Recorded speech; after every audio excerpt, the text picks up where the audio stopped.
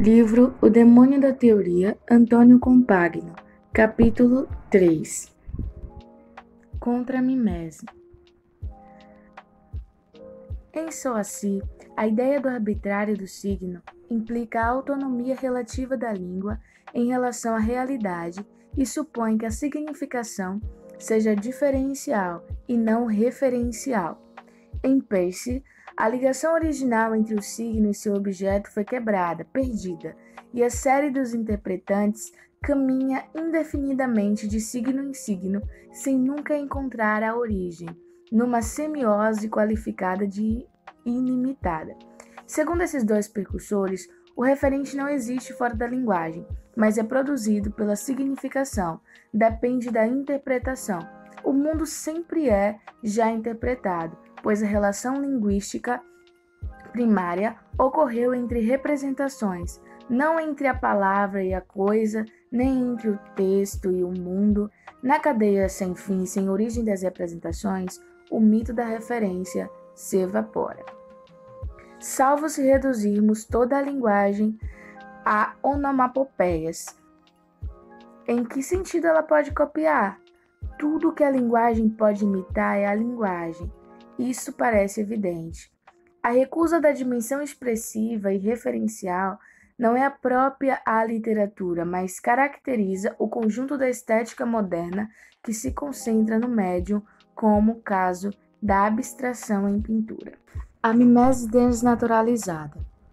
A mimese seria a representação de ações humanas pela linguagem, ou é a isso que Aristóteles a reduz. E o que lhe interessa é o arranjo narrativo dos fatos em história. A poética seria, na verdade, uma narratologia. Com o nome de poética, Aristóteles queria falar de semioses e não de mimeses literária, da narração e não da descrição. A poética é a arte da construção da ilusão referencial. O realismo, reflexo ou convenção. A crise da mimesis, como a do autor, é uma crise do humanismo literário, e ao final do século XX, a inocência não nos é mais permitida. Essa inocência relativa à mimesis era ainda a de George Lucas, que se baseava na literatura marxista do reflexo para analisar o realismo com a ascensão do indivíduo contra o idealismo. Em conflito com a ideologia da mimesis, a teoria literária concebe, pois o realismo não como um reflexo da realidade. Em conflito com a ideologia da mimesis, a teoria literária concebe, pois, o realismo não como um reflexo da realidade, mas como um discurso que tem suas regras e convenções, como um código nem mais natural e nem mais verdadeiro que outros. Ilusão referencial e intertextualidade. O termo intertexto ou intertextualidade foi composto por Júlia Kristeva pouco depois de sua chegada a Paris, em 1966, no Seminário de Barthes, para relatar os trabalhos do crítico russo Mikhail Bakhtin e deslocar a tônica da teoria literária para a produtividade do texto, até então apreendido de maneira estática pelo formalismo francês. A intertextualidade está reforçado naquilo que Bakhtin chama de dialogismo, isto é, as relações que todo enunciado mantém com outros enunciados. Para Barthes, a teoria literária toma explicitamente o lugar da realidade e é a intertextualidade que se substitui à referência, sendo assim uma representação da realidade produzida por diferentes formas. A referência não tem realidade. O que se chama de real não é senão um código. Dito isto, entra a mimesis, com a finalidade de produzir uma ilusão do mundo real. Sendo assim, a realidade está no mundo material.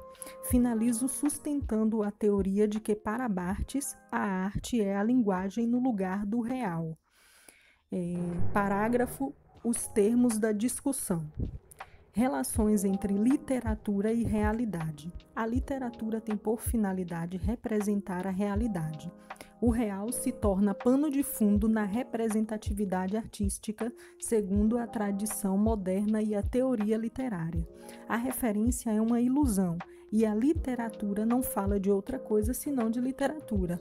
O conceito da mimesis, depois dessas teorias, é: a literatura não tem referência na realidade, a crítica da ilusão referencial apresenta falhas.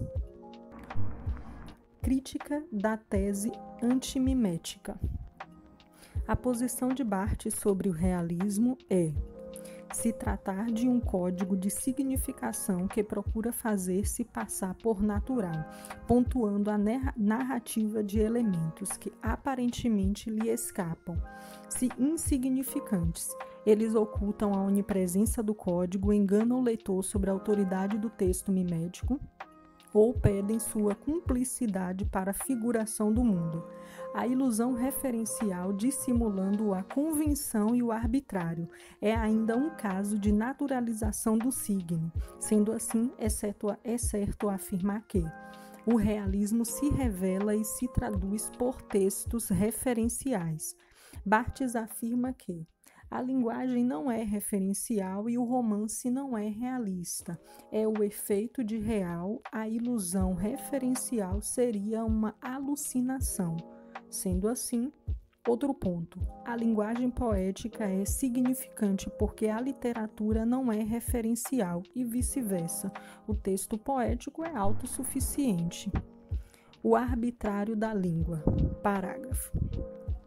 Segundo Saussure, a língua não é arbitrária, mas uma ligação do aspecto fonético e semântico do signo, do significante e do significado, no sentido de arbitrário e inconsciente. Saussure coloca o arbitrário entre o som e o conceito, não como ele fazia entre o signo e a coisa. Ponto. Saussure nunca sugeriu que a palavra fosse arbitrária, mas Barthes relacionou a natureza arbitrária com o signo linguístico, generalizando assim e relacionando com o realismo da língua e o mesmo da palavra. Em resumo, a linguagem marca o realismo, ela que dá resistência e sentido às palavras. Não há pensamento sem linguagem. Assim, reintroduzir a realidade em literatura é, uma vez mais, sair da lógica binária violenta disjuntiva, onde se fecham os literatos. Ou a literatura fala do mundo, ou então a literatura fala da literatura, e voltar ao regime do mais ou menos, da ponderação, do aproximadamente. O fato é que a literatura falar de literatura não impede que ela fale também do mundo. Afinal de contas, se o ser humano desenvolveu suas faculdades de linguagem, é para tratar de coisas que são de ordem da linguagem. Mimeses como reconhecimento. Para refutar a concepção estruturalista, Compagno busca em autores como Northrop Frye os componentes necessários para que pudesse definitivamente reconhecer a natureza mimética da literatura como processo constitutivo e legítimo da mesma. A partir da defesa mimética, há, portanto, a ressalva das três noções poéticas propostas por Northrop: os mútuos, a história intriga, a dinóia, intenção tema ao pensamento, e a anagnores, reconhecimento. Contudo, ele não especifica sobre o que exatamente se refere a intenção ou pensamento e nem se a intenção condiz à intenção do autor ou à intenção autossugestiva do texto. Frye indica, pois, que a função da mimese não é restritamente cópia, mas uma construção de fatos que pode ser revelada por meio dos acontecimentos da narrativa pela nossa inteligibilidade. Neste aspecto, o texto conduzir-nos-ia ao reconhecimento daquilo a que o texto faz referência. Frye se pauta na noção de reconhecimento para propor, a partir de uma análise da tragédia de Édipo, que a literatura revela um reconhecimento, pelo qual se adquire a consciência da sua condição através do herói. Esse reconhecimento foi estabelecido como reconhecimento interior, que é revelado pelo herói, ao passo que haveria um reconhecimento exterior, cuja apreensão seria feita pelo leitor daquilo que poderia ter sido se houvesse um caminho ou uma história inversa à tragédia. No entanto, Compagno mantém a discussão apenas sobre o foco da ambiguidade do reconhecimento, se esse reconhecimento seria de fato apreendido por uma apropriação do leitor ou um resultado da estrutura da literatura. Não há, entretanto, uma contestação sobre a validade do reconhecimento se fosse aplicado aos outros gêneros como romance e prosa. Os mundos ficcionais. Os filósofos consideram que os seres de ficção não tinham estatuto ontológico. Assim, todas as proposições a seu respeito não eram nem verdadeiras nem falsas, mas simplesmente mal formuladas e inapropriadas. A frase "o velho Goriote está às 8h30 na rua Daphne" não era, ao seu ver, pertinente. A frase "o velho Goriote estava às 8h30 na rua Daphne" não era, ao seu ver, pertinente. No entanto, essa frase existe nos mundos possíveis para que proposições sejam válidas. Não é necessário que tratem do mesmo repertório de individuais. Não é necessário que tratem do mesmo repertório de indivíduos que no mundo real. Basta pedir aos indivíduos dos mundos possíveis que sejam compatíveis com o mundo real. Como já dizia Aristóteles, o papel do poeta é dizer não o que se realiza realmente, mas o que poderia realizar-se na ordem do verossímil e do necessário.